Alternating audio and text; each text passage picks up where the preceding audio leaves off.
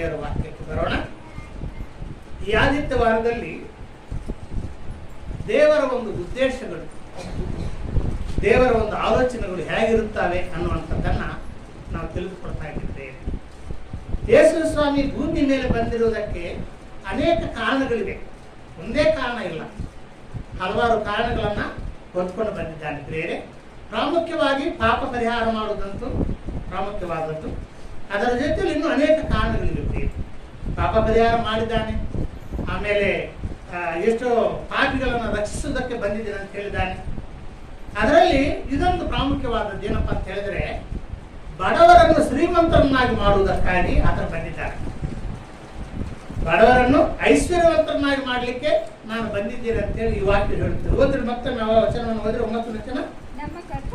ನಮ್ಮ ಕರ್ತನಾದ ಯೇಸು ಕ್ರಿಸ್ತನ ಕೃಪೆಯು ನಿಮಗೆ ಗೊತ್ತಾಗಿದೆಯಲ್ಲ, ಆತನು ಐಶ್ವರ್ಯವಂತನಾಗಿದ್ದು ತಾನು ಬಡತನದಲ್ಲಿ ಸೇರುವುದರಿಂದ ನೀವು ಐಶ್ವರ್ಯವಂತರಾಗಬೇಕೆಂದು ನಿಮಗೋಸ್ಕರ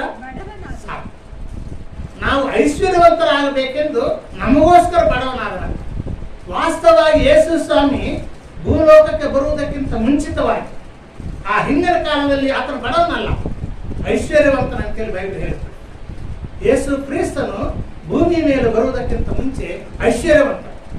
ಎಷ್ಟು ಐಶ್ವರ್ಯವಂತರಪ್ಪ ಅಂತ ಹೇಳಿದ್ರೆ, ಈ ಜಗತ್ತಿನಲ್ಲಿ ಯೇಸು ಸ್ವಾಮಿಗಿಂತ ಐಶ್ವರ್ಯವಂತರನ್ನು ಬರಲಿಲ್ಲ. ಅಷ್ಟು ಐಶ್ವರ್ಯ ಯೇಸು ಸ್ವಾಮಿಯಲ್ಲಿ ಭೂಮಿ ಮೇಲೆ ಬರುವುದಕ್ಕಿಂತ ಮುಂಚಿನ ವಿಷಯದಲ್ಲಿ ಹೇಳುತ್ತಾ ಇದ್ದಂತೆ ಬೈಬಲ್ ಹೇಳುತ್ತೆ. ಏನಪ್ಪಾ ಅಂತ ಹೇಳಿದ್ರೆ, ಈ ಭೂಮಿ ಮೇಲಿದ್ದಂತ ಬೆಳ್ಳಿ ಬಂಗಾರ ಎಲ್ಲ ನನ್ನೇ ಅಂತ ದೇವರು ಹೇಳುತ್ತಾರೆ. ಈ ಭೂಮಿ ಮೇಲಿದ್ದಂತ ಬೆಳ್ಳಿ ಆಗ್ಲಿ ಬಂಗಾರ ಆಗ್ಲಿ ಎಲ್ಲ ಆಸ್ತಿ ಪಾಸ್ತಿ ಎಲ್ಲ ನನ್ನೇ ಅಂತ ಹೇಳಿ ಕೀರ್ತನ ಗ್ರಂಥದಲ್ಲಿ ದೇವರು ಹೇಳುತ್ತಾರೆ. ಸರಿ, ಈ ಭೂಲೋಕದಲ್ಲಿ ಇಷ್ಟು ಬೆಳ್ಳಿ ಬಂಗಾರ ಇದ್ರೆ ಬೇರೆ ಲೋಕಗಳಲ್ಲಿ ಎಷ್ಟಿದೆ? ಕೋಟಾನುಕೋಟಿ ಲೋಕಗಳಿವೆ. ಆ ಕೋಟಾನುಕೋಟಿ ಲೋಕಗಳಲ್ಲಿ ಈಗ ನಮ್ಮ ಭೂಲೋಕದಲ್ಲಿದ್ದಂಥ ಲೋಹಗಳು ಕಡಿಮೆ ಬೆಳೆ ಬಾಳುವಂಥದ್ದು. ಆ ಲೋಕಗಳಲ್ಲಿ ಎಷ್ಟೋ ಅಮೂಲ್ಯವಾದಂಥ ಬೆಳೆ ಬಾಳುವಂಥ ಲೋಹಗಳಿವೆ. ಅಂತ ಅಮೂಲ್ಯವಾದಂಥ ಐಶ್ವರ್ಯ ಆ ಲೋಕಗಳಿದೆ. ಎಲ್ಲ ಲೋಕಗಳಿಗೆ ಒಡೆಯನಾದ ಯೇಸು ಸ್ವಾಮಿ ಎಲ್ಲ ಲೋಕಗಳಿಗೆ ಆತನನ್ನು ಒಡೆಯನನ್ನಾಗಿ ದೇವರು ನೇಮಕ ಮಾಡಿದ್ದಾರೆ. ಎಷ್ಟು ಐಶ್ವರ್ಯ ಇರ್ಬೋದ್ರಿ. ಈಗ ನಮ್ಮ ಅನಿಲ್ ಅಂಬಾನಿ ಅಂತ ಕುಟುಂಬ ಇದೆ ಭಾರತ ದೇಶದಲ್ಲಿ, ಅದಾನಿ ಮತ್ತು ಅಂಬಾನಿ ಅಂತ ಹೇಳಿ. ನಮ್ಮ ಭಾರತ ದೇಶದಲ್ಲಿ ಈಗ ಅವರೇ ಶ್ರೀಮಂತ, ಅವರಿಗಿಂತ ಶ್ರೀಮಂತರಿಲ್ಲ ನಮ್ಮ ಭಾರತ ದೇಶದಲ್ಲಿ. ಆದರೆ ಈ ಅದಾನಿ ಅಂಬಾನಿ ಆಗ್ಲಿ ಅವ್ರು ಯೇಸು ಸ್ವಾಮಿ ಅವರಿಗಿಂತ ಎಷ್ಟೋ ಸಾವಿರಾರು ಪಟ್ಟು ಐಶ್ವರ್ಯ ಇರ್ತಾರೆ. ಈ ಅಂಬಾನಿಗಿಂತ ಅದಾನಿಗಿಂತ ಕೋಟಿಗಟ್ಟಲೆ ಪಟ್ಟು ಯೇಸು ಸ್ವಾಮಿ ಶ್ರೀಮಂತರಾಗಿದ್ದಾರೆ. ಯಾಕಂದ್ರೆ ಎಲ್ಲ ಲೋಕಗಳಿಗೆ ಆತನ ಒಡೆಯನಾಗಿದ್ದಾನೆ, ಆತನ ಕರ್ತನಾಗಿದ್ದಾನೆ. ಅದೆಲ್ಲವೂ ಕೂಡ ಯೇಸು ಸ್ವಾಮಿದೆ. ಅವಾಗ ಆದಿಸಂಭೂತರು ಅನ್ನುವಂಥ ಹೆಸರಿದೆ. ಐಶ್ವರ್ಯವಂತರಾಗಿರುವಂತ ಆ ಯೇಸು ಸ್ವಾಮಿ ನಮ್ಮನ್ನು ಐಶ್ವರ್ಯವಂತರನ್ನಾಗಿ ಮಾಡುವುದಕ್ಕಾಗಿ, ಬಡವರಾಗಿರುವಂತ ನಮ್ಮನ್ನು ಐಶ್ವರ್ಯವಂತರನ್ನಾಗಿ ಮಾಡುವುದಕ್ಕಾಗಿ ಆತನ ಬಡತನದಲ್ಲಿ ಸೇರಿಬಿಟ್ಟಿದ್ದಾನೆ, ಬಡವನಾಗಿದ್ದಾನೆ.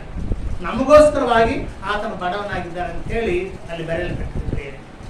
ವಾಸ್ತವವಾಗಿ ಬೇರೆ ದೇವರು ಈ ಭೂಮಿ ಮೇಲೆ ಬಂದದ್ದು ಆ ಐಶ್ವರ್ಯವನ್ನು ಕೂಡ ಬಿಟ್ಟು ಬಂದಿದ್ದಾನೆ. ಆ ದೇವರಿಗಿದ್ದಂತ ಆ ಪ್ರಭಾವವನ್ನು ಬಿಟ್ಟು ಬಂದಿದ್ದಾನೆ.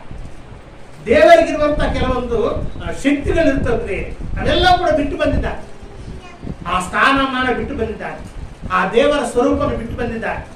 ದೇವರಿಗಿದ್ದಂತ ಪವರ್ ಅಧಿಕಾರ ಬಿಟ್ಟು ಬಂದಿದ್ದಾರೆ. ಅದೆಲ್ಲವನ್ನು ಕೂಡ ಪರಲೋಕದಲ್ಲಿ ಬಿಟ್ಟು ಬಂದಿದ್ದಾರೆ.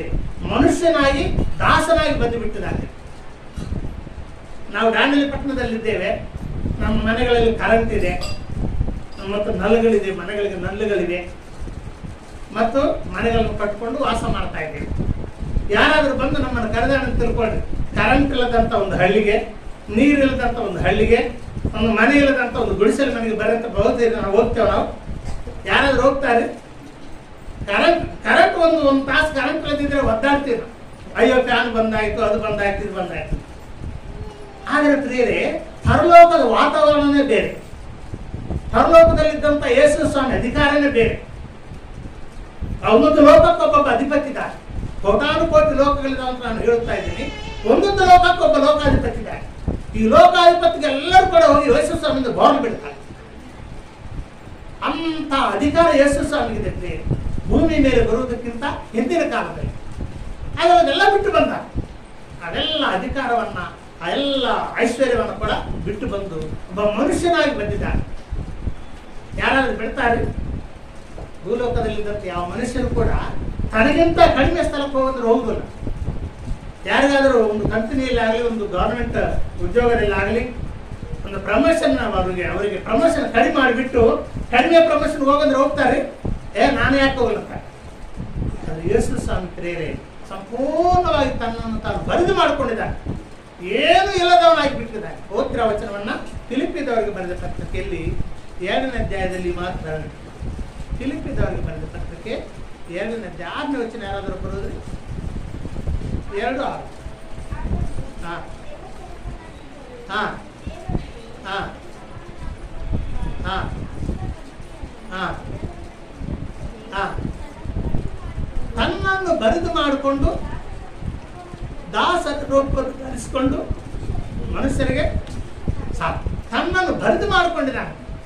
ಕಂಪ್ಲೀಟ್ ಆತನಲ್ಲಿದ್ದಂಥ ಎಲ್ಲ ಶಕ್ತಿಗಳನ್ನ, ಅಧಿಕಾರವನ್ನ, ದೇವರ ಸ್ವರೂಪವನ್ನ, ಸ್ಥಾನಮಾನವನ್ನ ಎಲ್ಲವನ್ನು ಕೂಡ ಅಲ್ಲಿ ತೆಗೆದಿಟ್ಟು ಬಿಟ್ಟು ನಮಗೋಸ್ಕರವಾಗಿ ಬಡವನಾದ ಬರೆದಿತ್ತು. ಎಲ್ಲಿ ಹುಟ್ಟಿದಾನಪ್ಪ ಯೇಸು ಸ್ವಾಮಿ? ಬೆತ್ಲೆಹೇಮ್ನಲ್ಲಿ ಒಂದು ಗೊದಲಿಯಲ್ಲಿ ಹುಟ್ಟಿದಾನೆ. ಪಶುಗಳನ್ನ ಕಟ್ಟಾಕುವಂತ ಒಂದು ಸ್ಥಳ. ಅಂತ ಗೊದಲಿಯಲ್ಲಿ ಬಡವನಾಗಿ ಬಂದಿದ್ದಾನೆ. ಆದರೆ ಪ್ರಿಯರೇ, ಒಂದು ವಿಚಿತ್ರವಾದಂತಹ ವಿಷಯ ಏನಪ್ಪ ಅಂತ ಹೇಳಿದ್ರೆ, ಯೇಸು ಸ್ವಾಮಿ ಹುಟ್ಟಿದಾಗ ಬಡವನೇ, ಗೊದಲಿಯಲ್ಲಿ ಹುಟ್ಟಿದ್ದಾನೆ, ಮತ್ತು ಬಾಲ್ಯಪ್ರಾಯದಲ್ಲಿರುವಾಗ ಕೂಡ ಬಡವನೇ. ಆದರೆ ಯವನಸ್ಥನಾದಾಗ ಪ್ರಿಯರೇ ಆತ ಬಡವನಲ್ಲ. ಆ ಬಡತನವನ್ನು ಜಯಿಸಿಕೊಂಡಿದ್ದಾನೆ ಯವನಸ್ಥನಾದಾಗ. ಹೇಗೆ ಹೇಳ್ತೀರಿ ಅಂತ ನೀವು ನನ್ನನ್ನು ಕೇಳಬಹುದು. ಏನ್ರಿ ಯೇಸು ಸ್ವಾಮಿ ಯವನಸ್ಥನಾದಾಗ ಬಡವನಲ್ಲ, ಯವನಸ್ಥನಾದಾಗ ಒಳ್ಳೆಯ ಸ್ಥಾನಕ್ಕೆ ಬಂದುಬಿಟ್ಟಿದೆ ಅಂತ ನೀವು ಹೇಳ್ತಿರಲ್ಲ, ಹೇಗೆ ಹೇಳ್ತೀರ ಅಂತ ನನ್ನನ್ನು ಕೇಳಬಹುದು ಪ್ರಿಯರೇ.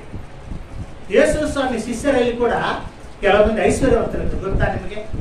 ಯೇಸು ಸ್ವಾಮಿ ಶಿಷ್ಯರು ಐಶ್ವರ್ಯವಂತರಿದ್ದಾರೆ.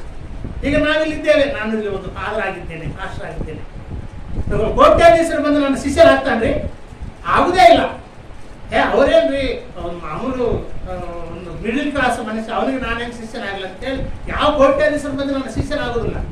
ಯೇಸು ಸ್ವಾಮಿ ಶಿಷ್ಯರಲ್ಲಿ ಲಕ್ಷಾಧಿಪತಿಗಳಿದ್ದಾರೆ. ಯೇಸು ಸ್ವಾಮಿ ಶಿಷ್ಯರಲ್ಲಿ ಲಕ್ಷಾಧಿಪತಿ ಇದ್ದಾರೆ. ಎಷ್ಟೋ ಮಂದಿ ಸ್ತ್ರೀಯರು ಆತನನ್ನು ಹಿಂಬಾಲಿಸಿದವರಿದ್ದಾರೆ.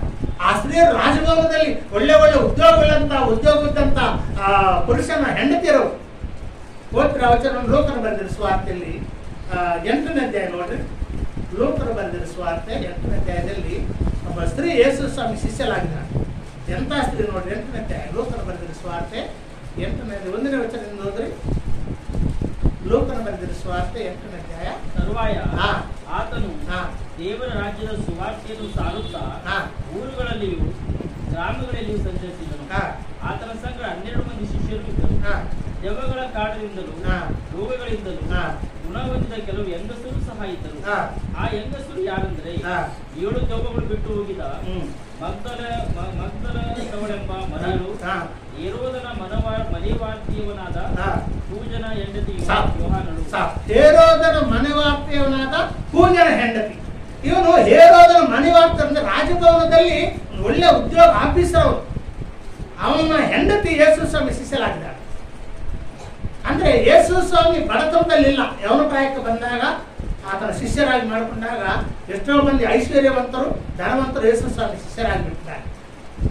ಅರಿಮತ ಯೋಸೇಫನ ಪ್ರಿಯರೇ, ಯೇಸು ಸ್ವಾಮಿ ದೇಹಕ್ಕೆ ಸುಗಂಧ ದ್ರವ್ಯಗಳನ್ನು ತಂದಿದ್ದ ಹಚ್ಚಲಿಕ್ಕೆ.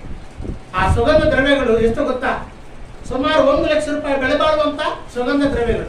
1 ಲಕ್ಷ ರೂಪಾಯಿ ಬೆಲೆ ಬಾಳುವಂತ ಸುಗಂಧ ದ್ರವ್ಯ. ನೋಡ್ರಿ, ಬಡವರು ತರ್ತಾರೆ 1 ಲಕ್ಷ ರೂಪಾಯಿ ಈಗ ನಮ್ಮ ಚರ್ಚಿಗೆ ಯಾರಾದ್ರೂ ಬಡವನಾಗಿದ್ದವನು 1 ಲಕ್ಷ ರೂಪಾಯಿ ಕಾಣಿಕೆ ಕೊಡ್ತಾನೆ?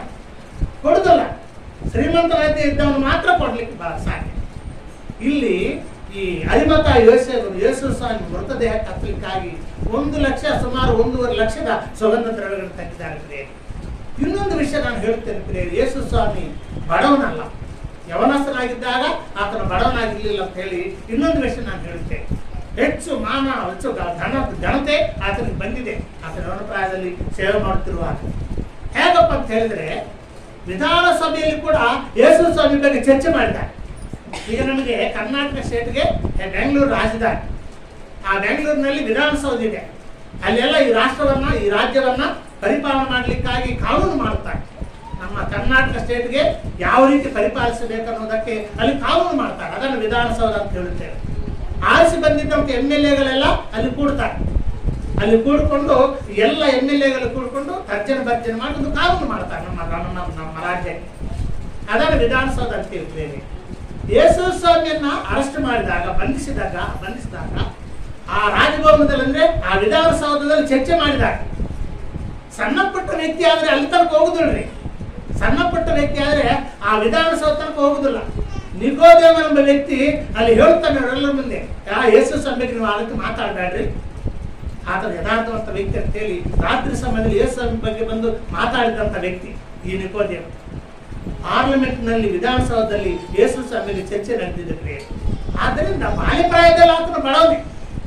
ಆದ್ರೆ ಬೆಳೀತಾ ಬೆಳೀತಾ ಬೆಳೀತಾ ಬೆಳೀತಾ ಬಂದಾಗ ಐಶ್ವರ್ಯವಂತರು ಧನವಂತರು ಕೂಡ ಯೇಸು ಸ್ವಾಮಿ ಶಿಷ್ಯರಾಗಿಬಿಡ್ತಾರೆ. ಯೇಸು ಸ್ವಾಮಿ ಹಾಕೊಂಡಿದ್ದಂತ ಅಂಗಿ ಆತನನ್ನು ಸಿಲುಬೆ ಹಾಕಿದಾಗ ಅಲ್ಲಿದ್ದಂತ ಸೈನಿಕರು ಹಂಚಿಕೊಂಡಿದ್ದಾರೆ. ಅಂಗಿ ಚೀಟಿ ಹಾಕಿದ್ದಾರೆ, ನನಗ್ ಬೇಕಂತ ಹೇಳಿ. ನೋಡ್ರಿ, ಸೈನಿಕರಿಗೆ ಸಂಬಳ ಒಳ್ಳೆ ಸಂಬಳ ಇರ್ತದ್ರಿ. ಒಬ್ಬ ಅಪರಾಧಿ ಅಂಗಿ ಹಂಚಿಕೊಳ್ಳುವಂತ ಕೀಳು ಸ್ಥಿತಿಗೆ ಇರುದಿಲ್ಲ.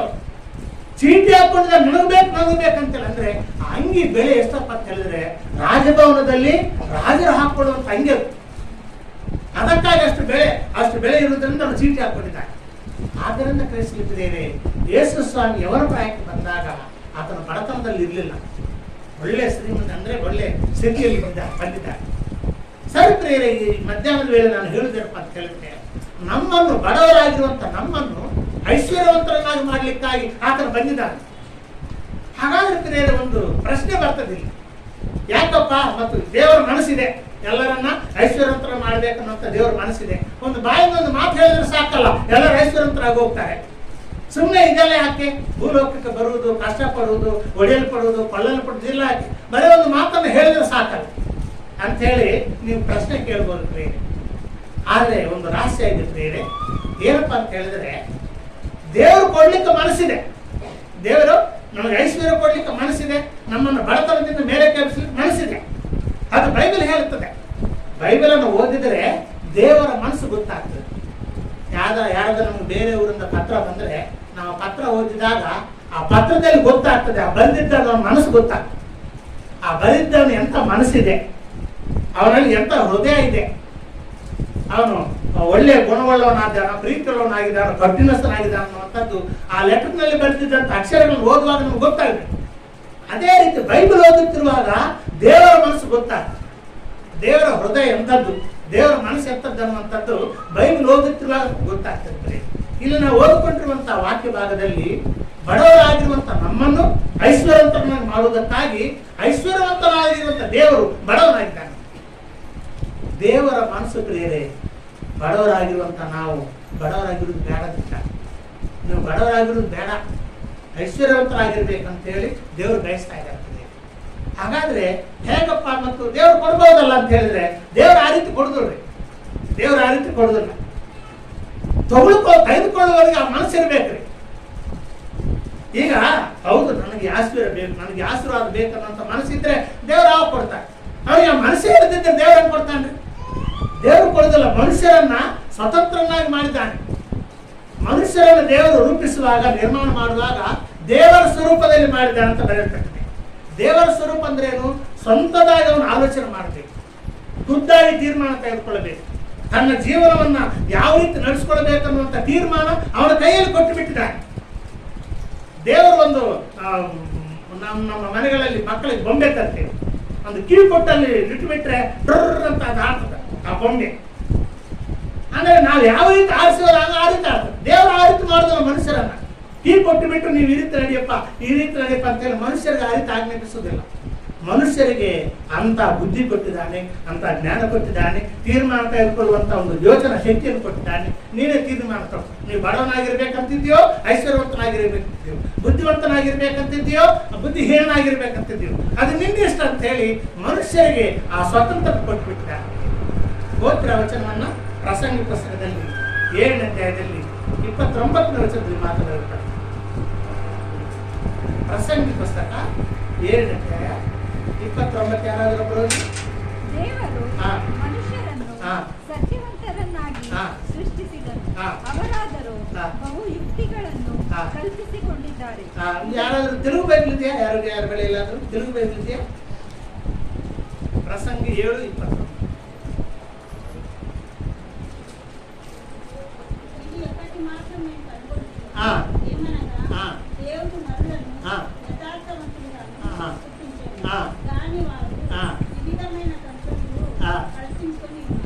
ಯಥಾರ್ಥವಂತರನ್ನಾಗಿ ಉಂಟು ಮಾಡಿದ್ದಾನೆ, ಸತ್ಯವಂತರನ್ನಾಗಿ ಉಂಟು ಮಾಡಿದ್ದಾನೆ, ಸ್ವತಂತ್ರನಾಗಿ ಉಂಟು ಮಾಡಿದ್ದಾನೆ. ದೇವರು ಮರಬೊಂಬೆಗಳನ್ನಾಗಿ ಉಂಟು ಮಾಡಲಿಲ್ಲ, ರೋಬೋಟ್ಗಳನ್ನಾಗಿ ಉಂಟು ಮಾಡಲಿಲ್ಲ. ದೇವರು ಮನುಷ್ಯರಿಗೆ ಆ ತೀರ್ಮಾನ ತೆಗೆದುಕೊಳ್ಳುವಂತ ಶಕ್ತಿ ಕೊಟ್ಟಿದ್ದಾರೆ. ಅದಕ್ಕಾಗಿ ಮನುಷ್ಯರು ಬಯಸಬೇಕಾಗಿ, ಹೌದು ಸ್ವಾಮಿ ನನಗೆ ಆಶೀರ್ವಾದ ಬೇಕು, ಹೌದು ತಂದೆ ನನಗೆ ಆಶೀರ್ವಾದ ಬೇಕಾಗಿದೆ, ನನಗಿಂತ ಒಂದು ಮನೆ ಬೇಕಾಗಿದಪ್ಪ, ನನಗಿಂತ ಒಂದು ಸೈಟ್ ಬೇಕಾಗಿದಪ್ಪ, ಈಗ ನನ್ನ ಮಕ್ಕಳಿಗಿಂತ ಇಂಥ ವಿದ್ಯಾಭ್ಯಾಸ ಬೇಕಾಗಿದಪ್ಪ, ಈಗ ನನ್ನ ಮಕ್ಕಳಿಗಿಂತ ಇಂಥ ಸಂಬಂಧ ಒಂದು ಪ್ರಪೋಸಲ್ ಬೇಕಾಗಿದಪ್ಪ. ಇವೆಲ್ಲ ದೇವರು ಕೊಡುವಂತ ಆಶೀರ್ವಾದಗಳು. ದೇವರು ಕೊಡದಿದ್ದರೆ, ಪರಲೋಕದಲ್ಲಿ ಸ್ಯಾಂಕ್ಷನ್ ಮಾಡದಿದ್ರೆ, ಭೂಲೋಕದಲ್ಲಿ ಯಾವ ಮನುಷ್ಯರು ಕೂಡ ಏನನ್ನು ಅಂದುಕೊಳ್ಳುವುದಿಲ್ಲ. ಪರಲೋಕದಲ್ಲಿ ಸ್ಯಾಂಕ್ಷನ್ ಆಗ್ಬೇಕಂತ, ಆವಾಗ ಭೂಲೋಕದಲ್ಲಿ ಅದು ಕೊಡಲ್ಪಡ್ತದೆ. ಓದ್ತಿರೋ ವಚನವನ್ನ ಯೋಹಾನನ ಬರೆದಿರುವ ಸುವಾರ್ತೆಯಲ್ಲಿ 3ನೇ ಅಧ್ಯಾಯದಲ್ಲಿ 27ನೇ ವಚನದ ಮಾತು ಬರೆಯಲ್ಪಟ್ಟಿದೆ. ಯೋಹಾನನ ಬರೆದಿರುವ ಸುವಾರ್ತೆ 3ನೇ ಅಧ್ಯಾಯ 27ನೇ ವಚನ. ಯಾರಾದ್ರೂ ಬರೋದ್ರಿ? 3:27. ಪರಲೋಕದಿಂದ ಅನುಗ್ರಹಿಸುವವಾದದ್ದನ್ನೇ ಹೊರತು ಮನುಷ್ಯನು ದೇವರು ಏನನ್ನು ಪರಲೋಕದಿಂದ ಅವನಿಗೆ ಸ್ಯಾಂಕ್ಷನ್ ಮಾಡುತ್ತಾನೋ ಅದೇ ಅವನಿಗೆ ಭೂಲೋಕದಲ್ಲಿ ಸಿಗುದು, ಅದಕ್ಕಿಂತ ಹೆಚ್ಚು ಸಿಗುದಿಲ್ಲ. ಅದಕ್ಕಾಗಿ ಮನುಷ್ಯರು ಮೊದಲು ಬಯಸಬೇಕ, ಆ ದೇವರು ನಮ್ಗೆ ಬೇಕಪ್ಪ. ಎಷ್ಟೋ ಮಂದಿ ಬಾಡಿಗೆ ಮನೆಗಳಲ್ಲಿ ವಾಸ ಮಾಡ್ತಿದ್ದಾರೆ. ಯಥಾರ್ಥವಾಗಿ ನಾವು ದೇವರನ್ನು ಬೇಡ್ತಾ ಇದ್ದೇವೆ, ದೇವರನ್ನು ನಮ್ಗೆ ಬಾಡಿಗೆ ಮನೆ ಬೇಡಪ್ಪ, ನಮ್ಗೆ ಸ್ವಂತ ಮನೆ ಬೇಕಪ್ಪ ಅಂತ ಬೇಡ್ತಾ ಇದ್ದಾರ? ಆಲೋಚನೆ ಮಾಡ್ತೀರಿ. ನಮ್ಮ ದೇವರು ಶ್ರೀಮಂತನಾಗಿದ್ದಾನೆ. ದೇವರು ತನ್ನ ಮಕ್ಕಳಿಗೆ ಯಾವಾಗಲೂ ಕೂಡ ಬೇಡಿದ್ದನ್ನ ನಾ ಕೊಡದಲ್ಲ ಹೋಗಂತ ಹೇಳುದಿಲ್ಲ ಪ್ರಿಯರೇ. ದೇವರು ಶ್ರೀಮಂತನಾಗಿರೋದ್ರಿಂದ ಆ ಶ್ರೀಮಂತಗೆ ತಕ್ಕ ಹಾಕಿ ಕೊಡ್ತಾನೆ. ಈಗ ಭೂಲೋಕದಲ್ಲಿ ಎಷ್ಟೋ ಕುಟುಂಬಗಳನ್ನ ನಾವು ನೋಡ್ತೀವಿ ಪ್ರಿಯರೇ. ಈ ಬಡ ಕುಟುಂಬದಲ್ಲಿ ಆದ್ರೆ ಮಕ್ಕಳು ತಂದೆ ಬೆಳೆದು ಅಪ್ಪ ನನಗೊಂದು ಸೈಕಲ್ ಕೊಡಪ್ಪ ಅಂತ ಕೇಳುತ್ತಾರೆ. ಬಡತನದಲ್ಲಿದ್ದಂತ ಕುಟುಂಬದಲ್ಲಿ. ಸ್ವಲ್ಪ ಮಿಡಿಲ್ ಕ್ಲಾಸ್ ಕುಟುಂಬಕ್ಕೆ ಹೋದ್ರೆ ಮಗ ಅಪ್ಪನನ್ನು ಕೇಳ್ತಾನೆ, ಅಪ್ಪ ನನಗೊಂದು ಬೈಕ್ ಕೊಡ್ಸಪ್ಪ ಅಂತ ಕೇಳ್ತಾನೆ. ಅದೇ ಸ್ವಲ್ಪ ಮಿಡಿಲ್ ಕ್ಲಾಸ್ ಸ್ವಲ್ಪ ಉನ್ನತ ಸ್ಥಾನದಲ್ಲಿದ್ದರೆ ಮಗ ಹೋಗಿ ತಂದೆ ಕೇಳ್ತಾನೆ, ಅಪ್ಪ ನನಗೆ ಕಾರು ಕೊಡಪ್ಪ ಅಂತ ಕೇಳ್ತಾರೆ. ಅಂದ್ರೆ ಅವರ ಸ್ಥಿತಿಗೆ ತಕ್ಕ ಹಾಗೆ, ಅವ್ರು ಯಾವ ಸ್ಥಿತಿಯಲ್ಲಿದ್ದ ತಕ್ಕ ಹಾಗೆ ಕೇಳ್ತಾರೆ. ಈಗ ಅಂಬಾನಿ ಇದ್ದಾನೆ, ಅದಾನಿ ಇದ್ದಾನೆ, ಅವ್ರ ಮಗ ಅವ್ರಿಗೆ ಕಾರು ಕೊಡೋದು ಕೇಳೋದಿಲ್ಲ, ಹೆಲಿಕಾಪ್ಟರ್ ಕೊಡೋದು. ಅವ್ರ ಸ್ಥಿತಿ ಬೇರೆ ಪ್ರಿಯರೇ. ಅದೇ ರೀತಿಯಾಗಿ ಪ್ರಿಯರೇ, ನಮ್ಮ ದೇವರು ಇವರೆಲ್ಲರಿಗಿಂತ ಉನ್ನತ ಸ್ಥಾನದಲ್ಲಿದ್ದಾರೆ. ನಾವು ಹೆದರಿಕೊಳ್ಳುವಂತ ಅವಶ್ಯಕತೆ ಇಲ್ಲ. ನಾವು ದೇವರ ಮಕ್ಕಳಾಗಿದ್ದೇವೆ. ದೇವರ DNA ನಮ್ಮಲ್ಲಿದೆ. ದೇವರ DNA ನಮ್ಮಲ್ಲಿದೆ. ದೇವರ ರಕ್ತದಿಂದ ನಾವು ತೊಳೆಯಲ್ಪಟ್ಟಿದ್ದೇವೆ. ನಾವು ಹೊಸ ಜನ್ಮ ಹೊಂದಿದಾಗ ದೇವರ DNA ನಮ್ಮಲ್ಲಿ ಬರ್ತದೆ. ನಾವು ದೇವರ ಮಕ್ಕಳನ್ನುವಂತ ಬಿರುದು ಮುದ್ರೆ ಹಾಕ್ತಾಳೆ ದೇವರು. ದೇವರ ಮಕ್ಕಳಾಗಿರುವಂತ ನಾವು ದೇವರಿಗೆ ಕೇಳೋದ್ರಲ್ಲಿ ಯಾಕೆ ನಾಚಿಕೊಳ್ಳಬೇಕು? ದೇವರಷ್ಟು ಶ್ರೀಮಂತ ಯಾರೂ ಇಲ್ಲ. ಅದಕ್ಕಾಗಿ ಬೇರೆ ಮನೆ ಬೇಕಾದ್ರೆ ಮನೆ ಬೇಡ್ರಿ, ಉದ್ಯೋಗ ಬೇಕಾದ್ರೆ ಉದ್ಯೋಗ ಬೇಡ್ರಿ, ವಾಹನ ಬೇಕಾದ್ರೆ ವಾಹನ ಬೇಡ್ರಿ, ಏನು ಬೇಕಾದ್ರೆ ಬೇಡ್ರಿ. ನಮ್ಮನ್ನ ಬಡತನದಿಂದ ಬಿಡಿಸಿ ಶ್ರೀಮಂತರನ್ನಾಗಿ ಮಾಡುವುದಕ್ಕಾಗಿ ಯೇಸು ಸ್ವಾಮಿ ಬಂದಿದ್ದಾರೆ. ತನ್ನ ಶ್ರೀಮಂತತ್ವವನ್ನು ಬಿಟ್ಟು ತನ್ನ ಐಶ್ವರ್ಯವನ್ನು ಬಿಟ್ಟು ಬಡವನಾಗಿ ಬಂದಿದ್ದಾರೆ. ಈಗ ಮತ್ತೆ ಅಲ್ಲೇ ಕೂತ್ಕೊಂಡಿದ್ದಾನೆ. ಮೊದಲು ಯಾವ ಶ್ರೀಮಂತಿಕೆಯಲ್ಲಿದ್ದಾನೋ, ಮೊದಲು ಯಾವ ಸ್ಥಾನದಲ್ಲಿದ್ದಾನೋ, ಎಷ್ಟು ಉನ್ನತ ಸ್ಥಾನದಲ್ಲಿದ್ದಾನೋ ಆ ಸ್ಥಳಕ್ಕೆ ಮತ್ತೆ ಕೂತ್ಕೊಂಡ್ಬಿಟ್ಟಿದ್ದಾರೆ. ಈ ಕೋಟಾನುಕೋಟಿ ಲೋಕಾಧಿಪತಿಗಳೆಲ್ಲರೂ ಕೂಡ ಯೇಸು ಸ್ವಾಮಿ ಮುಂದೆ ಸಾಷ್ಟಾಂಗವಾಗಿ ಬೋರ್ಲು ಬೀಳ್ತಾರೆ. ಒಂದೊಂದು ಸಮಯ ಇದೆ, ಆ ಸಮಯಕ್ಕೆ ಅವರೆಲ್ಲ ಹೋಗ್ತಾರೆ. ಯೇಸುವಿಗೆ ಲೆಕ್ಕ ಕೊಡ್ಬೇಕಾಗ್ತದೆ. ನಾವು ಯಾವ ರೀತಿ ಸಂಡೆ ಇಲ್ಲಿ ಬಂದು ದೇವರನ್ನು ಆರಾಧನೆ ಮಾಡ್ತೀವೋ ಅದೇ ರೀತಿ ಎಲ್ಲ ಲೋಕಾಧಿಪತಿಗಳೆಲ್ಲ ಒಂದೊಂದು ಸಮಯದಲ್ಲಿ ಆ ಪರಲೋಕದ ರಾಜಧಾನಿಗೆ ಹೋಗಿ ಯೇಸು ಸ್ವಾಮಿ ಮುಂದೆ ಬೋರ್ಲು ಬೀಳ್ತಾರೆ. ಅಂತ ಸ್ಥಾನದಲ್ಲಿದ್ದಾರೆ ಪ್ರಿಯರೇ. ಅಂತ ದೇವರಿಗೆ ನಾವು ಬೇಡ್ತಾ ಇದ್ದೇವೆ. ಆಶೀರ್ವಾದ ಬೇಕಾದ್ರೆ ನಾವು ಬೇಡಬೇಕಾಗ್ತದೆ ಪ್ರಿಯರೇ. ದೇವರು ಯಾರಿಗೂ ಕೂಡ ನಾನು ಕೊಡುದಲ್ಲ ಹೋಗಂತ ಹೇಳುದಿಲ್ಲ ಪ್ರಿಯರೇ. ಪ್ರತಿಯೊಬ್ಬರಿಗೆ ಧಾರಾಳವಾಗಿ ಕೊಡ್ತಾರೆ. ಬೇಡಿಕೊಳ್ಳಿರಿ ನಿಮಗೆ ಸಿಗುವುದಂತ ಬರೆಯಲ್ಪಟ್ಟರೆ, ಬೇಡಿಕೊಳ್ಳುವ ಪ್ರತಿಯೊಬ್ಬರಿಗೆ ಸಿಗುವುದಂತ ಬರೆಯಲ್ಪಟ್ಟರೆ. ಮತ್ತೆ ಯಾಕೆ ಸಿಗ್ತಾ ಇಲ್ಲ? ಅವ್ರದ್ದು ಅವ್ರ ಭಾಷೆ ನಾನು ಬೇಡ್ತಾ ಇದ್ದೇನೆ ಅಂತ ಹೇಳಿ ನೀವು ಕೇಳ್ಬೋದು. ನಾನು ಬೇಡ್ತಾ ಇದ್ದೇನೆ ನಮ್ಗೆ ಸಿಗ್ತಾ ಇಲ್ಲ ಅಂತ ಕೇಳ್ಬೋದು. ಒಂದು ವಾರ ಬೇಡಿ ಬಿಟ್ಟು ಬಿಡ್ತೇವೆ. ಒಂದು ವಾರ ಬೇಡಿ ದೇವರೇ ನನಗೆ ಒಂದು ಮನೆ ಬೇಕಪ್ಪ ಅಂತೇಳಿ ಒಂದು ವಾರ ಬೇಡಿ ಬಿಟ್ಟು ಬಿಡ್ತೇವೆ. ಒಂದು ತಿಂಗಳ ಬೇಡಿ ಬಿಟ್ಟು ಬಿಡ್ತೇವೆ. ಆ ರೀತಿ ಅಲ್ಲ ಪ್ರಿಯ. ಎಡಬೇಡದೆ ನಾವು ಬೇಡಬೇಕಾದ್ರೆ ಬೇಸರಗೊಳ್ಳದೆ ಬೇಡ ಅಂತ ಬರೆಯಲ್ಪಟ್ಟೆ. ದೇವರನ್ನು ಬೇಡುತ್ತಾ ಇರುವಾಗ ನಮ್ಮಲ್ಲಿದ್ದಂಥ ಮನಸ್ಸನ್ನು ದೇವರು ನೋಡ್ತಾನೆ. ಇವ್ರಿಗೆ ಮನಸ್ಸಿದೆ, ಇವ್ರಿಗೆ ಇಂಥ ಉದ್ಯೋಗ ಬೇಕಂತ ಮನಸ್ಸಿದೆ, ಇಂಥ ಮನೆ ಬೇಕಂತ ಮನಸ್ಸಿದೆ, ಇಂಥ ವಾಹನ ಬೇಕಂತ ಮನಸ್ಸಿದೆ ಅನ್ನುವಂಥದ್ದನ್ನು ದೇವರು ನೋಡ್ತಾನೆ. ಬೇರೆ ಸ್ವಲ್ಪ ಕಾಲ ಆದ ಮೇಲೆ ನಾವು ಪ್ರಾರ್ಥನೆ ಮಾಡುತ್ತಿರುವಾಗಲೇ ಉತ್ತರ ಬರ್ತದೆ. ಪ್ರಾರ್ಥನೆ ಮಾಡುತ್ತಿರುವಾಗಲೇ ದೇವರು ಉತ್ತರ ಕೊಟ್ಟು ಬಿಡ್ತಾರೆ. ಕ್ರಿಸ್ತನಿಗೆ ಈ ರೀತಿ ದೇವರಿಂದ ಉತ್ತರಗಳು ಬರ್ತದೆ. ಮೊದಲು ಉತ್ತರ ಕೊಡ್ತಾನೆ, ಉತ್ತರ ಕೊಟ್ಟ ನಂತರ ನಮ್ಮ ನಂಬಿಕೆ ಬೆಳೀತದೆ. ದೇವರು ನನಗೆ ಉತ್ತರ ಕೊಡ್ತಾನೆ, ಖಂಡಿತ ಈಗ ದೇವರು ಹಿಂದೆ ಸರಿ ಇದಲ್ಲ. ಅವಾಗ ಮತ್ತೆ ಹರಕೆ ಮಾಡ್ಕೊಳ್ತೇವೆ, ದೇವರನ್ನು ನಾನು ಕೊಡ್ತೀನಿ, ನಾನು ಹರಕೆ ಮಾಡ್ಕೊಳ್ತಾ ಇದ್ದೀನಿ, ನೀನು ಕೊಡ್ತಿದ್ದಂಥ ವಾಗ್ದಾನ ಈಡೇರಿಸಿದ್ರೆ ಈ ಹರಕೆ ಈಡೇರಿಸ ಅಂತ ಮತ್ತೆ ಹರಕೆ ಮಾಡ್ಕೊಳ್ತೇವೆ. ಖಂಡಿತವಾಗಿ 1 ತಿಂಗಳ 2 ತಿಂಗಳಲ್ಲಿ ಅದು ಬಂದ್ಬಿಡ್ತದೆ. ಸ್ವಲ್ಪ ಸಮಯ ಇರ್ತದೆ. ವಾಗ್ದಾನ ಕೊಟ್ಟಿದ್ದಂಥ ಸಮಯಕ್ಕೆ, ಆ ವಾಗ್ದಾನವನ್ನು ಈಡೇರಿಸಿದಂಥ ಸಮಯಕ್ಕೆ ಸ್ವಲ್ಪ ಟೈಮ್ ಇರ್ತದೆ. ಆ ಟೈಮ್ನಲ್ಲಿ ನಮ್ಮನ್ನು ಪರೀಕ್ಷೆ ಮಾಡ್ತಾಗ್ತದೆ, ನಮ್ಮ ನಂಬಿಕೆಯನ್ನು ಬೆಳೆಸ್ತಾರೆ. ಕ್ರಿಸ್ತನಿಗೆ ನಮ್ಮನ್ನು ಶ್ರೀಮಂತರನ್ನಾಗಿ ಮಾಡುವುದು ದೇವರಿಗೆ ಮನಸ್ಸಿದೆ. ನಾವು ಬಡವರಾಗಿರುವುದು ದೇವರಿಗೆ ಇಷ್ಟ ಇಲ್ಲ. ಕೆಲವೊಂದು ಹೆದರ್ಕೊಳ್ತಾರೆ, ನಾವು ಧನವಂತರಾಗಬಾರದು, ಐಶ್ವರ್ಯವಂತರಾಗಬಾರ್ದು, ನಾವು ನಡ್ಕೋಕ್ ಹೋಗ್ತೀವಿ ಅಂತ ಹೇಳಿ ಕೆಲವೊಂದು ವಾಕ್ಯ ತೋರಿಸ್ತಾರೆ. ಐಶ್ವರ್ಯವಂತರು ಪರಲೋಕಕ್ಕೆ ಹೋಗುದಿಲ್ಲ, ಅವ್ರು ನಡ್ಕೋಕ್ ಹೋಗ್ತಾರೆ ಅಂತ ಹೇಳಿ ದೇವರು ಬೈಬಲ್ನಲ್ಲಿ ಬರೆದಿದೆ. ಅದಕ್ಕಾಗಿ ಕೆಲವೊಂದು ಕ್ರೈಸ್ತರು ಹೆದರ್ಕೊಳ್ತಾರೆ. ನಾನು ಹೇಳುತ್ತಾ ಇದ್ದೀನಿ ಪ್ರಿಯರೇ, ಅಬ್ರಹಾಂ ಪರಲೋಕದಲ್ಲಿದ್ದಾನೆ, ಐಶ್ವರ್ಯವಂತ. ಅಬ್ರಹಾಮನು ಐಶ್ವರ್ಯವಂತ ಪರಲೋಕದಲ್ಲಿದ್ದಾನೆ. ಅಬ್ರಹಾಮ್, ಇಸ್ಸಾಕ್, ಯಾಕೋಬರು ಪರಲೋಕದಲ್ಲಿದ್ದಾರೆ ಪ್ರಿಯರೇ. ಓದ್ರ ವಚನವನ್ನ ಲೋಕನ ಬರೆದಿರುವ ಸುವಾರ್ತೆ 13ನೇ ಅಧ್ಯಾಯ 28ನೇ ವಚನ ಓದ್ರಿ. ಲೋಕನ ಬರೆದಿರುವ ಸುವಾರ್ತೆ 13ನೇ ಅಧ್ಯಾಯ 28ನೇ ವಚನ. ಯಾರಾದರೂ ಬರೋದ್ರಿ?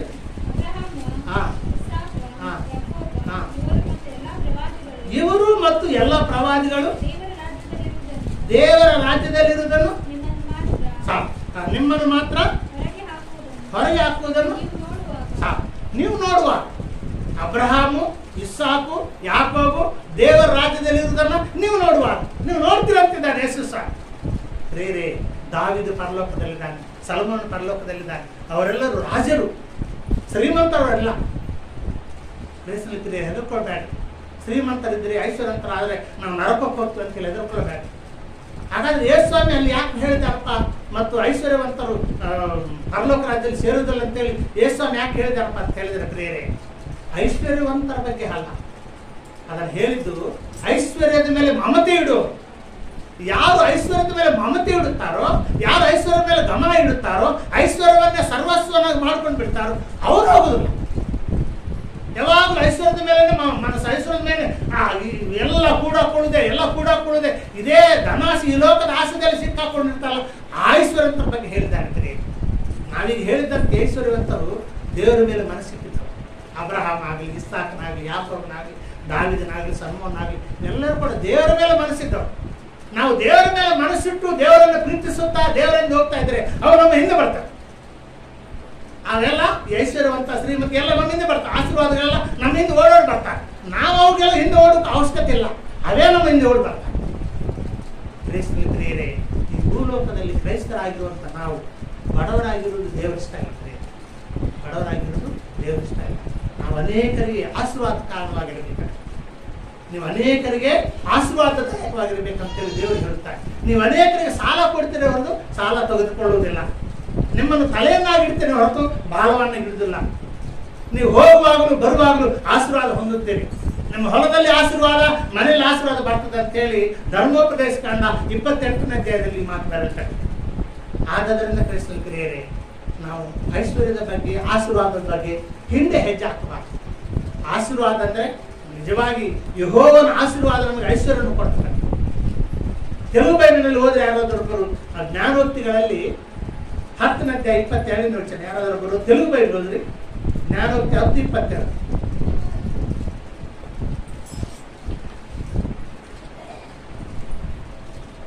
ಸಿಕ್ಕಿದೆಯಾ? 10:22 యెహోవా ఆశీర్వాదం ఐశ్వర్యమునిచ్చును. నరుల కష్టం చేత ఆశీర్వాదం, ನರರ ಕಷ್ಟದಿಂದ ಆಶೀರ್ವಾದ ಹೆಚ್ಚಾಗುವುದಿಲ್ಲಂತೆ. ಯೆಹೋವನ ಆಶೀರ್ವಾದವು ಐಶ್ವರ್ಯವನ್ನು ಕೊಡ್ತದೆ ಅಂತ ಹೇಳಿ ಅಲ್ಲಿ ತೆಲುಗು ಬೈಬಲ್, ಕನ್ನಡ ಬೈಬಲ್ನಲ್ಲಿ ಕೂಡ ಸ್ವಲ್ಪ ವ್ಯತ್ಯಾಸವಿದೆ. ಯೆಹೋವನ ಆಶೀರ್ವಾದವು ಭಾಗ್ಯದಾಯಕವು ಅಂತ ಬರ್ತದೆ, ಐಶ್ವರ್ಯವನ್ನು ಕೊಡ್ತದೆ ಅಂತೇಳಿ ತೆಲುಗು ಬೈಬಲ್ನಲ್ಲಿ ಬರೆಯುತ್ತೆ. ಆದ್ದರಿಂದ ಕ್ರಿಸ್ತರೇ, ಐಶ್ವರ್ಯ ಪಡ್ಕೊಳ್ಳೋದು ತಪ್ಪಿಲ್ಲ, ಆದರೆ ನಮ್ಮ ಮನಸ್ಸು ಅದರ ಮೇಲೆ ಇರಬಾರ್ದು ಅಷ್ಟೇ. ಐಶ್ವರ್ಯವನ್ನು ಯಾವ ರೀತಿ ನಾವು ಖರ್ಚು ಮಾಡಬೇಕು, ಯಾವ ರೀತಿ ಅದನ್ನ ಯಾವ ಸ್ಥಾನ ಕೊಡಬೇಕು, ನಮ್ಮ ಜೀವನದಲ್ಲಿ ಐಶ್ವರ್ಯಕ್ಕೆ ಯಾವ ಸ್ಥಾನ ಕೊಡಬೇಕು ಅನ್ನೋದನ್ನ ನಾವು ತಿಳಿದಿರಬೇಕು. ಎಷ್ಟೇ ಐಶ್ವರ್ಯ ಬಂದರೂ ಕೂಡ ದೇವರನ್ನ ಮುಂದಿಟ್ಕೊಳ್ಬೇಕು. ದೇವರು ಬಂದಿರುವಂತ ಐಶ್ವರ್ಯದಲ್ಲಿ ಇಷ್ಟು ದೇವರಿಗೆ ಭಾಗ, ಈ ಭಾಗ ದೇವರು, ಈ ಭಾಗ ಪುಣ್ಯ ಕಾರ್ಯ ಮಾಡಲಿಕ್ಕೆ, ಈ ಭಾಗ ಬಡವರಿಗೆ, ಉಳಿದಿದ್ದು ನಮಗೆ. ಈ ರೀತಿ ಅದನ್ನ ಭಾಗ ಭಾಗ ಮಾಡಿ ಇಟ್ಕೊಳ್ಳೋದಾದ್ರೆ ಏನು ಭಯಪಡುವ ಅವಶ್ಯಕತೆ ಇಲ್ಲ. ಐಶ್ವರ್ಯವಂತರಾದ್ರೂ ಕೂಡ ಯಾರು ನರಕಕ್ಕೆ ಹೋಗುದಿಲ್ಲ. ಐಶ್ವರ್ಯವಂತರು ಎಷ್ಟೋ ಮಂದಿ ಪರಲೋಕದಲ್ಲಿ ಕಾಣ್ತಾರೆ. ಆದರೆ ದೇವರ ಮೇಲೆ ಮನಸ್ಸಿಟ್ಟು ದೇವರ ಮಾರ್ಗದಲ್ಲಿ ನಡೆದರೆ ಏನು ತೊಂದರೆ. ಅದಕ್ಕಾಗಿ ಕ್ರಿಸ್ತನಲ್ಲಿ ಪ್ರಿಯರೇ, ಈ ಮಧ್ಯಾಹ್ನದ ಮೇಲೆ ನಾನು ತಿಳಿಸುತ್ತಾ ಇದ್ದೇನೆ ಪ್ರಿಯರೇ, ದೇವರ ಆಶೀರ್ವಾದಗಳು ಯಾವ ರೀತಿ ಹೊಂದಿಕೊಳ್ಳಬೇಕು ಅನ್ನುವಂಥದ್ದನ್ನ ತಿಳಿಸ್ತಾ ಇದ್ದೇನೆ. ನಿಮ್ಗೆ ಏನನ್ನು ಬೇಕಾಗಿದೆಯೋ ಯಥಾರ್ಥವಾಗಿ ದೇವರ ಮುಂದಿಟ್ಟುಬಿಡಿ. ಯಥಾರ್ಥವಾದ ಮನಸ್ಸಿನಿಂದ ತಪ್ಪುಗಳಿದ್ರೆ ಒಪ್ಕೊಬೇಕು. ಎಲ್ಲಾದ್ರೂ ತಪ್ಪಿದ್ದಿದ್ರೆ ದೇವರ ಕ್ಷಮಿಸಪ್ಪ, ನಾ ತಪ್ಪು ಮಾಡ್ತೀನಿ, ನಾನು ಇಲ್ಲಿ ತಪ್ಪಿ ಹೋಗಿದ್ದೀನಪ್ಪ, ನನ್ನನ್ನು ಕ್ಷಮಿಸು, ಇನ್ನು ಮುಂದೆ ನಾನು ಅಲ್ಲಿಗೆ ಹೋಗುದಿಲ್ಲ, ನನ್ನನ್ನು ಕ್ಷಮಿಸಪ್ಪ ಅಂತೇಳಿ ಕ್ಷಮೆಯನ್ನು ಬೇಡಿ ಅಲ್ಲಿಂದ ಶುರು ಮಾಡಿ. ಮನೆ ಬೇಕಾದ್ರೆ ಮನೆ, ವಾಹನ ಬೇಕಾದ್ರೆ ವಾಹನ, ಉದ್ಯೋಗ ಬೇಕಾದ್ರೆ ಉದ್ಯೋಗ, ಸಂತಾನ ಬೇಕಾದ್ರೆ ಸಂತಾನ, ಏನು ಬೇಕಾದ್ರೆ ದೇವರ ಮುಂದಿಟ್ಟು ಬೇಡಿ. 1 ತಿಂಗಳು ಹೋಗ್ಬೋದು, 2 ತಿಂಗಳು ಹೋಗ್ಬೋದು, 3-4 ತಿಂಗಳು ಹೋಗ್ಬೋದು. ದೇವರು ಪರೀಕ್ಷೆ ಮಾಡ್ತಾರೆ. ನಮ್ಮಲ್ಲಿ ಆಸಕ್ತಿ ಇದೆಯಲ್ಲೋ ನೋಡ್ತಾರೆ. ಏನು ಸುಮ್ಮನೆ ಬೇಡ್ತಿದ್ದಾನ, ಯಥಾರ್ಥವಾಗಿ ಹೃದಯ ಅಂತರಾಳದ ಬೇಡ್ತಾ ಇದ್ದಾನ ಅಂತ ಹೇಳಿ ನೋಡ್ತಾರೆ ದೇವರು. ಯಥಾರ್ಥವಾಗಿ ನಮ್ಮಲ್ಲಿ ಆ ಮನಸ್ಸಿದ್ರೆ, ಹೊಂದಿಕೊಳ್ಳಬೇಕಾದಂತ ಮನಸ್ಸಿದ್ರೆ 1-4-5 ತಿಂಗಳಲ್ಲಿ ನಿಮಗೆ ವಾಗ್ದಾನ ಬರ್ತದೆ. ದೇವರು ಮಾತಾಡ್ತಾರೆ, ನಾನು ಕೊಡ್ತೇನೆ. ಕ್ರಿಸ್ತನಲ್ಲಿ ಪ್ರಿಯರೇ, ಖಂಡಿತವಾಗಿ ದೇವರು ಕೊಡ್ತಾರೆ ಪ್ರಿಯರೇ. ನನ್ನ ಜೀವನದಲ್ಲಿ ಆಗಿದ್ದಂಥ ಒಂದು ಎಕ್ಸಾಂಪಲ್ ನಿಮ್ಗೆ ಹೇಳಿ ನಾನು ಮುಗಿಸ್ತೇನೆ ಪ್ರಿಯರೇ. ಆ ದಿನಗಳಲ್ಲಿ ಸುಮಾರು ಒಂದು 20 ವರ್ಷಗಳ ಹಿಂದಿನ ಮಾತು. 20 ವರ್ಷಗಳ ಹಿಂದಿನ ಮಾತು. ನನಗೆ ಒಂದು ಸ್ಕೂಟರ್ ಬೇಕಾಗಿತ್ತು. ಅವಾಗ ಸೈಕಲ್ ಮೇಲೆ ನಾವು ಹೋಗ್ತಾ ಇದ್ವಿ, ಸ್ಕೂಟರ್ ಬೇಕಾಗಿತ್ತು. ನಾವು ಪ್ರಾರ್ಥನೆ ಮಾಡ್ತಾ ಇದ್ವಿ, ದೇವರೇ ನಮ್ಗೆ ಸ್ಕೂಟರ್ ಕೊಡಪ್ಪ ಅಂತೇಳಿ ಪ್ರಾರ್ಥನೆ ಮಾಡ್ತಾ ಇದ್ವಿ. ಪ್ರಾರ್ಥನೆ ಮಾಡ್ತಿರುವಾಗ ಸುಮಾರು ಒಂದು 2 ತಿಂಗಳು ಪ್ರಾರ್ಥನೆ ಮಾಡಿದೆ. 2 ತಿಂಗಳು ಪ್ರಾರ್ಥನೆ ಮಾಡಿದ ನಂತರ ಒಂದು ದಿನ ಯೇಸು ಸ್ವಾಮಿ ಕಾಣಿಸ್ಕೊಳ್ತಾರೆ. ಯೇಸು ಸ್ವಾಮಿ ಕಾಣಿಸ್ಕೊಂಡ ಕೂಡಲೇ ಆ ಕಡೆ ಒಬ್ಬರು ದೇವದೂತರು, ಈ ಕಡೆ ಒಬ್ಬರು ದೇವದೂತರು, 2 ದೇವದೂತರು ಇದ್ದಾರೆ. ಮಧ್ಯದಲ್ಲಿ ಯೇಸು ಸ್ವಾಮಿ ಇದ್ದಾರೆ. ಕಾಣಿಸ್ಕೊಂಡ್ಕೊಂಡು ನಾನು ಕೇಳಿದ್ದೀನಿ, ಯೇಸುವೆ ನಾನು ಸ್ಕೂಟರ್ ಬಗ್ಗೆ ಕೇಳ್ತಾ ಇದ್ದೀನಲ್ಲ, ಮತ್ತೆ ಏನು ಉತ್ತರ ಕೊಡ್ತೀನಿ ಅಂತೇಳಿ ನಾನು ಕೇಳಿದೆ. ಆಮೇಲೆ ಆ 2 ದೇವದೂತರು ಕೇಳಿದ್ದಾರೆ ಯೇಸು ಸ್ವಾಮಿ, ಇವ್ರ ಅಕೌಂಟ್ನಲ್ಲಿ ಎಷ್ಟಿದೆ ನೋಡಿ ಅಂತ ಕೇಳ್ತಾರೆ. ಆ ದೇವದೂತ ಯಾವುದೊಂದು ಪುಸ್ತಕ ತೆಗೆದು ನೋಡಿದ್ದಾರೆ, ಒಂದು ರಿಜಿಸ್ಟರ್ ತೆಗೆದು ನೋಡಿದ್ದಾರೆ. ದೇವದೂತರು ಅಂದ್ರು, ಇವ್ರ ಅಕೌಂಟ್ನಲ್ಲಿ 36,000 ಇದೆ ಅಂತ ಹೇಳಿ. 36,000 ಇದೆ, ಹಾಗಾಗಿ ಕೊಟ್ಟು ಬಿಡಿ. ಅದನ್ನ ಕನಸು ಬಂದಿದ್ದಂತ ಒಂದು ವಾರದಲ್ಲಿ ಸ್ಕೂಟರ್ ಬಂದ. ಪ್ರೇರೆ ಆಧ್ಯಾತ್ಮಿಕವಾಗಿ ದೇವರ ಆಶೀರ್ವಾದವನ್ನು ಹೇಗೆ ಹೊಂದಿಕೊಳ್ಳಬೇಕಂತ ನಾನು ಹೇಳ್ತಾ ಇದ್ದೀನಿ. ಈ ಭೂಲೋಕದಲ್ಲಿದ್ದಂಥ ಜನರು ಧನ ಸಂಪಾದನೆ ಮಾಡಲಿಕ್ಕಾಗಿ ಬೇರೆ ಬೇರೆ ದಾರಿಗಳನ್ನು ಹಿಡಿತಾರೆ. ಬೇರೆ ಬೇರೆ ಪಾಪದ ದಾರಿಗಳನ್ನ, ಅನ್ಯಾಯದ ಮೋಸ ದಾರಿಗಳನ್ನು ಹಿಡಿತಾರೆ. ನಾವು ದೇವರ ಮಕ್ಕಳು, ಪರಲೋಕ ರಾಜ್ಯಕ್ಕೆ ಸಂಬಂಧಪಟ್ಟಿದ್ದವರು. ನಮ್ಮ ಹಾದಿ ಅದಲ್ಲ. ನಮ್ಮ ಹಾದಿ ದೇವರ ಬಳಿಯಲ್ಲಿ ಕೇಳುವ ನಮ್ಮ ತಂದೆ ಜಗತ್ತಿಗೆಲ್ಲ ಶ್ರೀಮಂತ. ಈ ಜಗತ್ತಿಗೆಲ್ಲ ಶ್ರೀಮಂತ ನಮ್ಮ ತಂದೆ. ಯಾವಾಗಲೂ ಕೂಡ ಬೇಡ ಅಂತ ಹೇಳುದಿಲ್ಲ, ನಾನು ಕೊಡುದಿಲ್ಲ ಅಂತ ಹೇಳುವುದೇ ಇಲ್ಲ. ಪ್ರಿಯ ಯಾರೇ ಇಲ್ಲಿ ಯೇಸು ಸ್ವಾಮಿ ನಂಬಿದ್ದಂಥ ಪ್ರತಿಯೊಬ್ಬ ವ್ಯಕ್ತಿ ಮನಸ್ಸಿಟ್ಟು ಕೇಳಿದ್ರೆ ದೇವರು ಹೇಳಿದ್ರೆ ನಾವು ಕೊಡುದಿಲ್ಲ ಅಂತ ಹೇಳಿದ್ವಿ. ಅದಕ್ಕೆ ನಿಮ್ಮ ಮಕ್ಕಳು ನಿಮ್ಮನ್ನು ಮೀನನ್ನು ಕೇಳಿದರೆ ನೀವು ಹಾವನ್ನು ಕೊಡ್ತಿರೋ, ನಿಮ್ಮ ಮಕ್ಕಳು ನಿಮ್ಮನ್ನು ತತ್ತಿಯನ್ನು ಕೇಳಿದ್ರು ನೀವು ಚೇಲನ್ನು ಕೊಡ್ತಿರೋ, ನೀವು ಕೆಟ್ಟವರಾಗಿದ್ದು ಕೂಡ ನಿಮ್ಮ ಮಕ್ಕಳಿಗೆ ಒಳ್ಳೆ ಪದಾರ್ಥಗಳನ್ನು ಕೊಡುವಾಗ ನಿಮ್ಮ ಪರಲೋಕದ ತಂದೆ ಅದಕ್ಕಿಂತ ಹೆಚ್ಚಾಗಿ ಕೊಡುದಲ್ವ ಅಂತ ಹೇಳಿ ಯೇಸು ಹೇಳ್ತಾರೆ. ಆದ್ದರಿಂದ ಕ್ರಿಸ್ತನಲ್ಲಿ ಪ್ರಿಯರೇ, ದೇವರನ್ನು ಬೇಡ್ರಿ, ದೇವರಿಂದ ಹೊಂದಿಕೊಳ್ಳ್ರಿ. ಭೂಲೋಕದಲ್ಲಿ ಬಡತನವನ್ನು ಜಯಿಸಬೇಕು. ನಮ್ಮ ಸಭೆಗೆ ಬರುವವರೆಲ್ಲರೂ ಕೂಡ ಬಡತನವನ್ನು ಜಯಿಸಬೇಕು, ಅದೇ ನಮ್ಮ ಇಷ್ಟ. ನಾನು ಅದನ್ನು ಪ್ರಾರ್ಥನೆ ಮಾಡ್ತಾ ಇದ್ದೀನಿ. ನಮ್ಮ ಚರ್ಚೆಗೆ ಬರುವವರೆಲ್ಲರೂ ಕೂಡ ಬಡತನದಲ್ಲಿ ಯಾರು ಇರ್ಬಾರ್ದು, ಬಡತನ ಜಯಿಸ್ಕೊಂಡು ನಾವು ಮುಂದೆ ಆ ರೀತಿ ಮಾಡಲಿಕ್ಕೆ ದೇವರು ನಮಗೆಲ್ಲರಿಗೂ ತನ್ನ ಕೃಪೆಯನ್ನು ಪ್ರಸಾದಿಸಲಿ. ದೇವರು